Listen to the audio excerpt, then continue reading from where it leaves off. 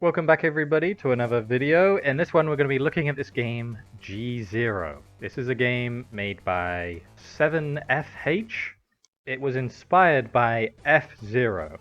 I think it was originally inspired by a piece of artwork that was made that is like a demake of F-Zero. But I would like to talk about this game as if it was a standalone product. I do believe that it isn't completely finished yet, and I'm hoping that maybe this feedback will come into consideration for the developer when they're, pushing this game forward. I'm not going to give it a score or anything because it's not done, and I know this was made for a game jam originally, but I would still like to talk about it with you guys, and it might be useful to think about how some of these stuff might, apply to your own game. This game is very unique in a sense that obviously this style of game, as you can see, it's like an actual racing game where everything is moving forward, or like the track is moving forward like pseudo 3D. The car's coming past, and you can see that in the bottom right hand corner there's the track, so you can see what corners are coming up. But let's talk about the actual design and how fun it is, right? So first of all, there is no tutorial, right? So when you start, you kind of have to learn on the spot. And this can be a good thing, but it also can be a bad thing. It can be good because it lets you basically have more time with the game. It lets you experiment with the features and lets you like learn on your own, which can be very rewarding. But on the other hand, it can be very frustrating because you don't actually know what to expect. And when something that you do expect doesn't happen, it can be frustrating, right? So for example, with this game, there's just a start menu to begin, and it has a high score thing. And then once you don't come first in a race, you're sent back to the main screen. And so you have no idea how many races there are to go. And it means that you are kind of just thrown out without knowing, right? If you come second, then you get thrown back, which is arguably quite frustrating, especially the first time when you don't know what happens. I got to, I think the second or third race, and then it happened. But yeah, the fact that there's no tutorial, or at least information on what to expect, it was quite frustrating. But the actual gameplay, which I'll talk about now, was very fun. Like the actual, going up to corners and making sure your speed is not too fast so you don't hit anything, and then like avoiding the cars. I got pretty good at like avoiding the cars, but then other points, for example, if you bump into the edge of the track or another car, it just launches you off in the other direction, which I think was very frustrating because it already slows you down. There's no need to throw you to the other side where you're already holding down the opposite way when you're going around a corner. You're probably steering the opposite way. So when you hit a corner, you basically will hit the other corner if you're not paying it enough attention, right? Or you don't realize it's going to happen. And it obviously slows you down double, and the power meter at the bottom is actually your health, which when I first played it, I didn't really understand. It is very involved, and obviously I'm making a racing game, and I would love to be able to make a racing game like this. I think this is open source, so technically you could, make it your own. But let's just imagine that we weren't, and we didn't want to. We're a consumer here, and that the developer hopefully would be, trying to sell us this product, right?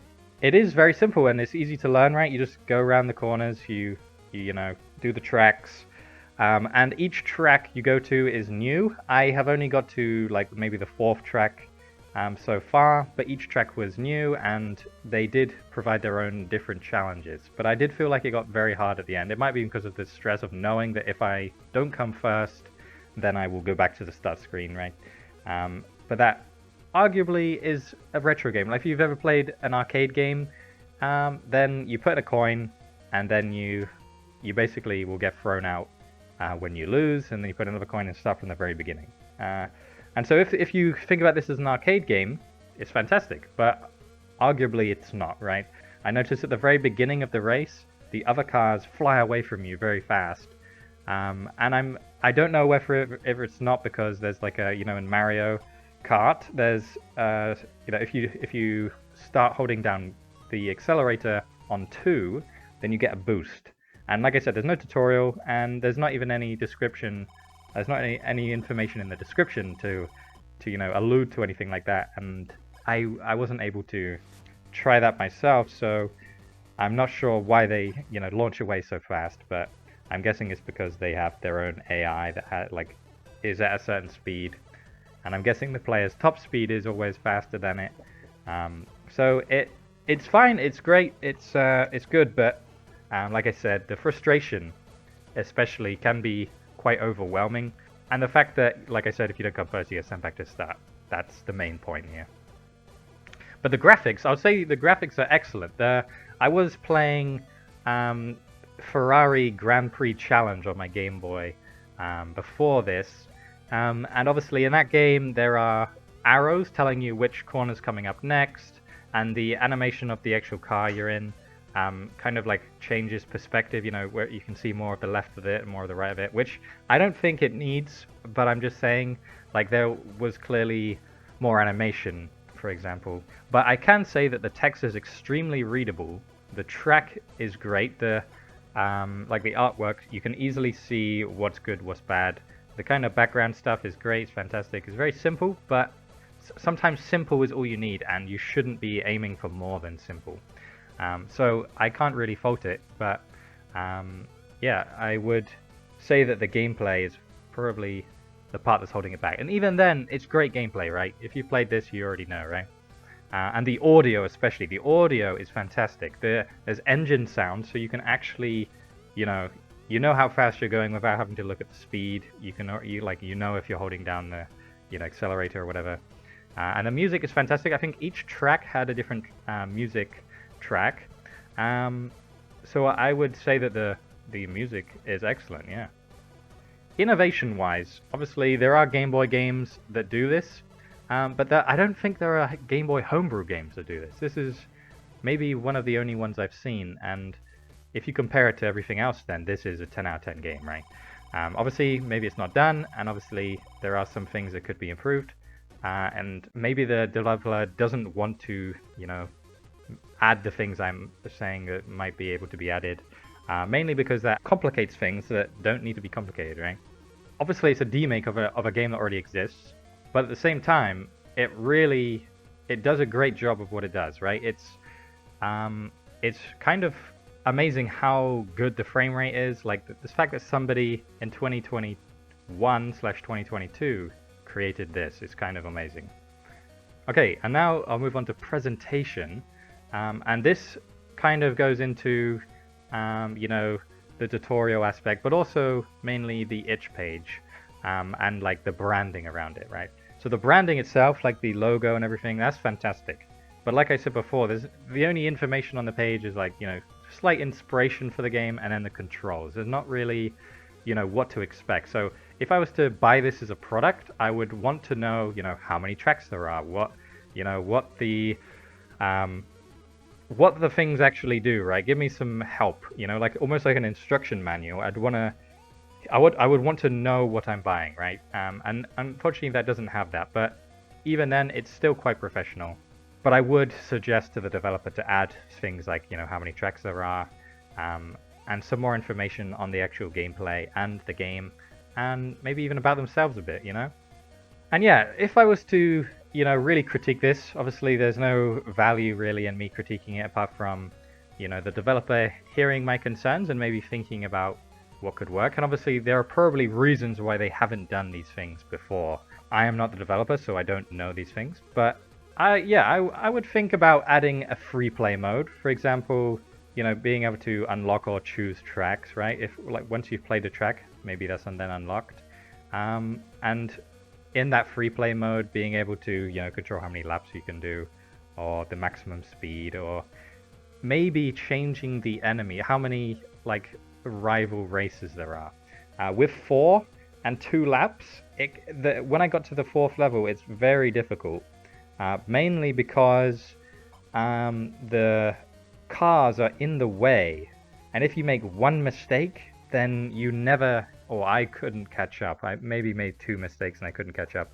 But if you can imagine after the 2 laps, or however long the time of the race was, 2.5 minutes, times by how many races they did, 4, like 10 minutes of racing, then I have to go back all the way to the start. And arguably, you could say, well, this makes the game longer, but making a game longer doesn't make a game better, right? But yeah, if it had more enemies, for example, the ones in first and second could be, fly off ahead, but then if you come third, you still get to go to the next race, if that's still how it wants to be done. And I would say that the game also needs less bounce. When you bounce off of like a car, for example, you then could get bounced straight into into the side of the track, and then that's 2 bounces. You basically lost all your speed. You've lost half of your health. It really isn't that fun. And obviously you could say, well, the point is to avoid the cars, and of course it is.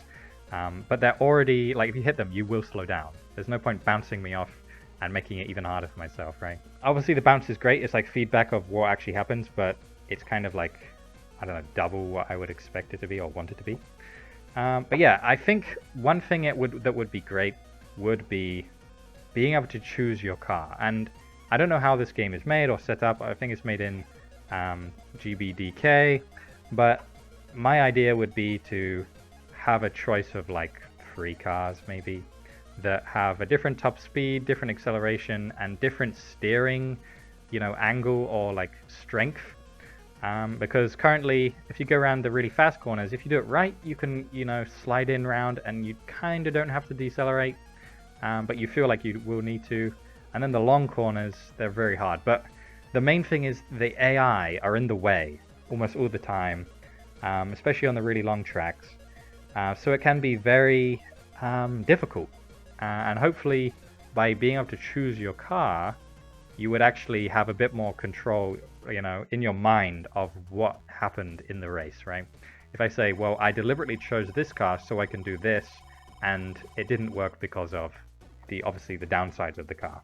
And obviously, better steering angle might not actually be better for most tracks, so you would want to think about, designing for that.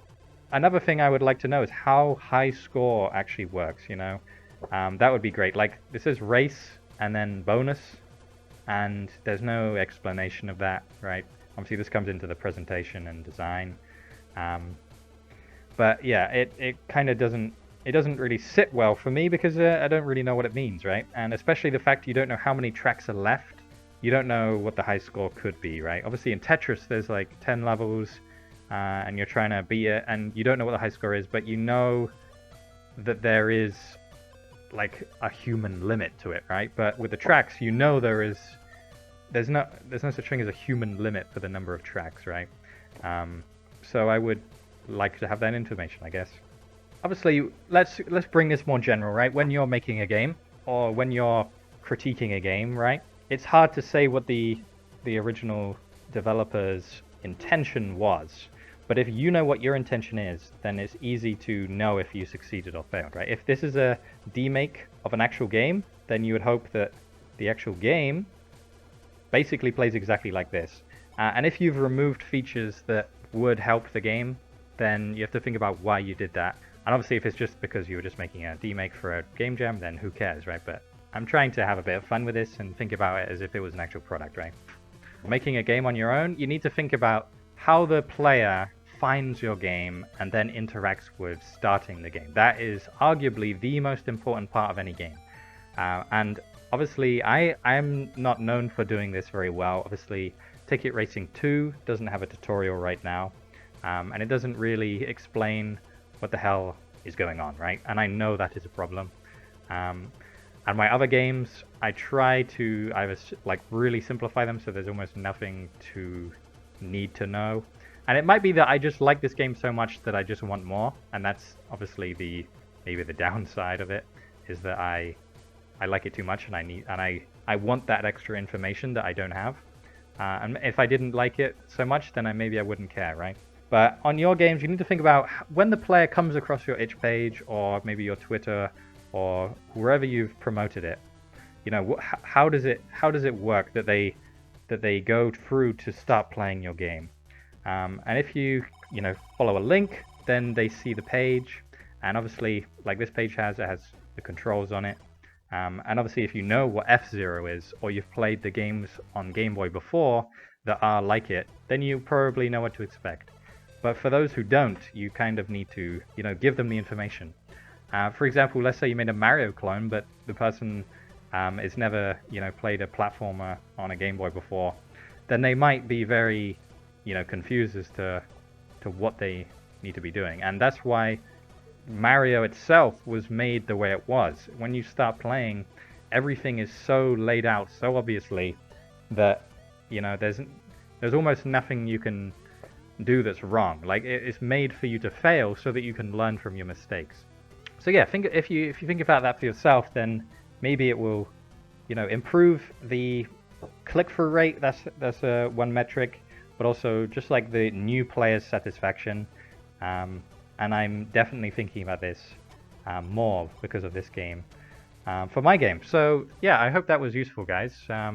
I'll put my patrons up on screen right now. Thank you so much to you guys. Remember to like the video if you like the video, subscribe if you haven't already. Let me know what you thought of this video and what you think of this game. Go and play it, leave them some feedback. I'm sure they'd like to hear it. There'll be a link to it in the description. I hope this was useful to everybody involved. I know that playing someone else's game doesn't always help because, your games are very different. But what it should really do is you should be thinking about presentation. You should be thinking about, the actual design of the new player, right? And that's something that every game needs, even if it's like basically hidden. But yeah, thank you so much for watching, and I'll see you in the next video.